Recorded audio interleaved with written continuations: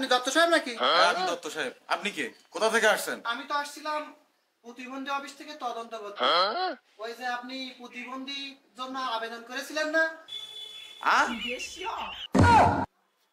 মন্দির সাহেব এবার প্রতিবন্ধীর ক্যারেক্টার চালু করেছে। বলছি কি ওই যে আপনি ওই প্রতিবন্ধীর জন্য আবেদন করেন না? আবেদন দূর মিয়া, আমি সাদাসিধে মানুষ, আমি আবার কাজ তদন্ত দিলাম। বুঝতে পারিছি আমি। ও সব জায়গায় একই হচ্ছে। ওই যে যেই বলতেছি যে ওই প্রতিবন্ধীর জন্য তদন্ত করতে আইছি, সেই কেউ কানে শুনতে পাচ্ছে না, কেউ হাঁটতে পারছে না, কেউ ওই যে চোখে দেখতে পাচ্ছে না। ও আমি বুঝতে পারিস বাপু।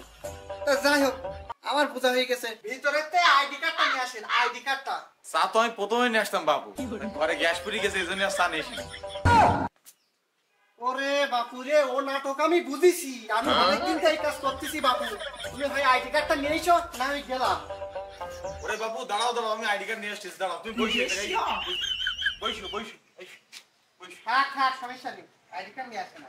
এই নেন আইডি কার্ড। আচ্ছা,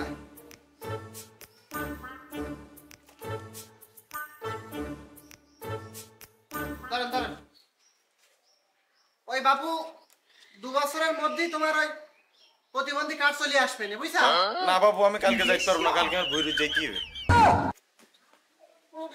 ওরে কালকে না 2 বছর পরে বা 2 বছরের মধ্যেই তোমার এই মানে প্রতিবন্ধী কার্ডটা তোমার কাছে এসে যাবে। 2 বছরের মধ্যে, তুমি 2 বছরের মধ্যে পাইয়ে যাবা।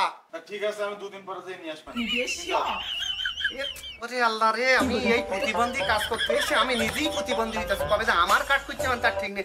সব ভুয়া প্রতিবন্ধী নিয়ে এরা এই সব কাজ। এ ভাই দাঁড়াও দাঁড়াও, এ ভাই এই প্রতিবন্ধী আমি আর কি বলবো, এই প্রতিবন্ধী কাজ আমার কাজ